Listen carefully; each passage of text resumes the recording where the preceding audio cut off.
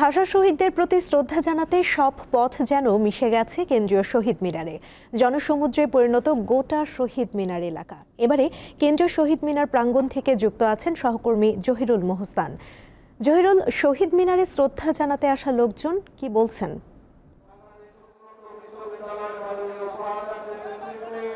সুমনা, প্রভাত ফেরিতে আমরা দেখেছি যে অসংখ্য মানুষ শহীদদের শ্রদ্ধা জানাতে শহীদ মিনারে এসেছে এবং এখন পর্যন্ত শহীদ মিনারে জনসমুদ্র আসছেই। কিছুক্ষণ পরপরই বিভিন্ন সংগঠন, স্কুল, বিশ্ববিদ্যালয় এবং নানা সাংস্কৃতিক সংগঠনের পক্ষ থেকে শহীদ মিনারে ফুলের শুভেচ্ছা জানানো হচ্ছে।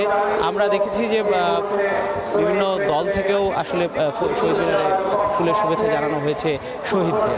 যারা আসছেন তারা বলছেন বাংলা ভাষা রক্ষায় বাঙালি একমাত্র জাতি যারা জীবন দিয়েছেন এবং তাদের জীবনের বিনিময়ে কিন্তু আমরা বাংলা ভাষা পেয়েছি, মাতৃভাষা পেয়েছি এবং বাংলা ভাষা আন্তর্জাতিক মাতৃভাষা হিসেবে স্বীকৃতি পেয়েছে। এবং আজ মহান শহীদ দিবস। এই শহীদ দিবসে যারা শহীদ হয়েছিলেন তাদেরকে সবাই বিনম্র চিত্রে শ্রদ্ধা জানিয়েছেন। বিভিন্ন স্কুল কলেজ শিক্ষার্থীরা যারা এসেছেন তারা বলছেন নতুন প্রজন্ম শহীদদের থেকে শিক্ষা নিচ্ছেন।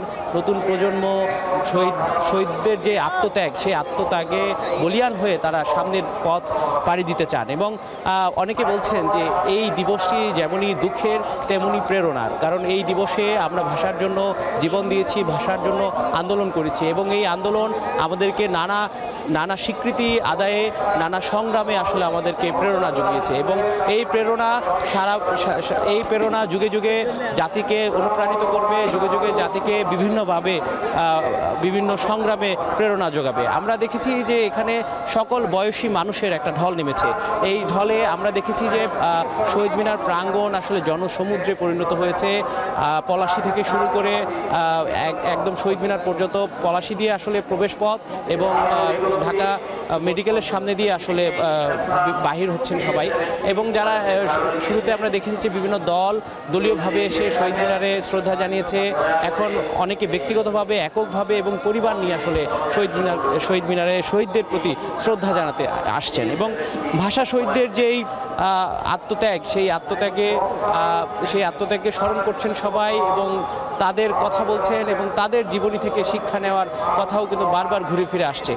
এবং সবাই বলছেন যে এই গত ২৪শে যে গণ আন্দোলন, মানুষের আন্দোলন, গণ অভ্যুত্থান, সেই গণ অভ্যুত্থানও কিন্তু ৫২'র ভাষা আন্দোলনের যে সংগ্রাম, সেই সংগ্রাম কিন্তু যারা আন্দোলন করেছে তাদেরকে অনুপ্রাণিত করেছে। এবং আমরা দেখেছি যে শহীদ মিনারে সেই শ্রদ্ধা কিন্তু চলছে এবং এই শ্রদ্ধা চলতেই থাকবে।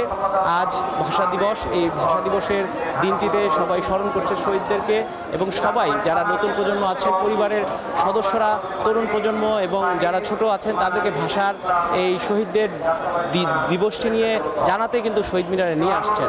সুমনা।